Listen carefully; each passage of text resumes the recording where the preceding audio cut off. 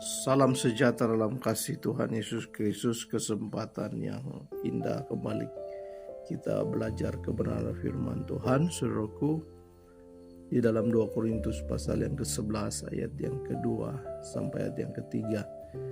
Firman Tuhan, sebab aku cemburu kepada kamu dengan cemburu ilahi, karena aku telah mempertunangkan kamu kepada satu laki-laki untuk membawa kamu sebagai perawan suci kepada Kristus. Tetapi aku takut kalau pikiran kamu disesatkan dari kesetiaan kamu yang sejati kepada Kristus, sama seperti Hawa diperdaya oleh ular. Bapak Ibu Saudaraku yang dikasihi oleh Tuhan Yesus, terkadang secara tidak sadar kita hanya menjadikan Tuhan sebagai alat untuk meraih dunia atau meraih hal-hal lahiriah yang kita inginkan, yang kita mau sesuai dengan kehendak kita.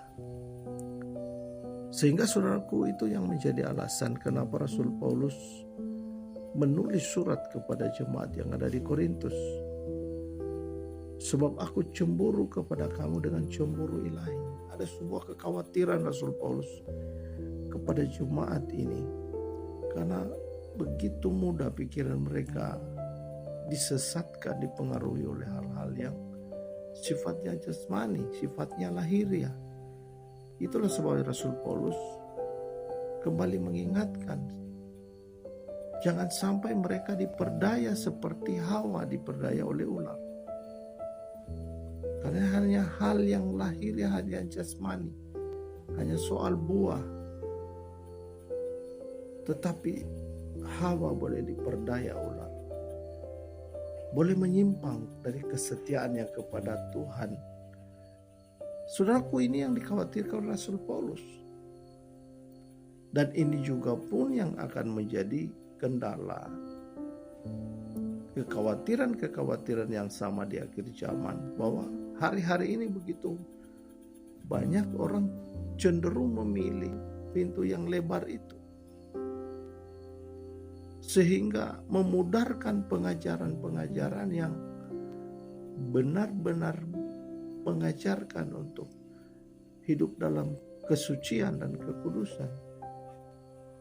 Sehingga waktu ini kita habiskan hanya untuk memusingkan hal-hal yang lahiriah. Meskipun hal yang lahiriah, hal yang jasmani itu penting, tetapi yang paling penting adalah hal yang rohani.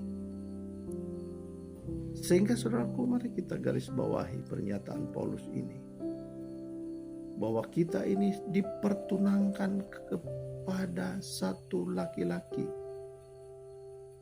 karena kita dibawa sebagai perawan suci kepada Kristus. Semestinya kita ini harus menyadari bahwa kita harus hidup dalam kesucian. Sebagai mempelai Kristus, kita harus hidup dalam kekudusan, hidup dalam seluruh kebenaran Tuhan. Jadi jangan sampai hal-hal yang sifatnya sementara ini, hal-hal yang bersifat lahiriah ini akan mempengaruhi iman kesetiaan kita kepada Tuhan. Begitu mudah kita berbelok kepada dunia ini. Karena memang saudara, kecenderungan banyak orang akan lebih memilih jalan yang lebar. Jalan yang sempit adalah jalan perjuangan.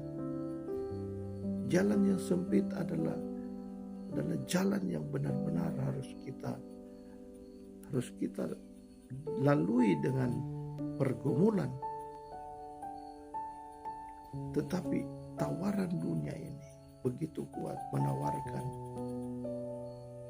perjalanan yang mulus, perjalanan yang tidak ada kendala, tidak ada halangan.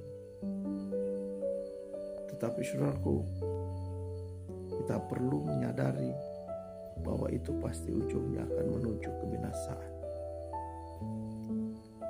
Sehingga kalau kita menyadari bahwa kita ini adalah mempelai Kristus, di mana kita sementara menanti kedatangan Tuhan kita pada kali yang kedua, maka kita akan terus berusaha untuk hidup berkenan di hadapan Tuhan. Sehingga biarlah melalui kehidupan kita Tuhan disenangkan, nama Tuhan yang dipermuliakan. Bapak Ibu Saudaraku yang kasih dalam Tuhan, siapkan hati kita, siapkan hidup kita. Mengingat waktu yang kita jalani di dunia ini begitu singkat.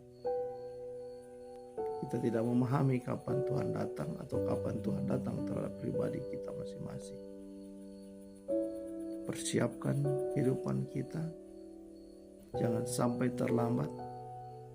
Saya percaya Tuhan akan menolong kita sekalian. Ini kebenaran firman Tuhan, kiranya kebenaran ini memberkati kita semua. Dan Roh Kudus pasti menolong. Tuhan Yesus memberkati. Haleluya.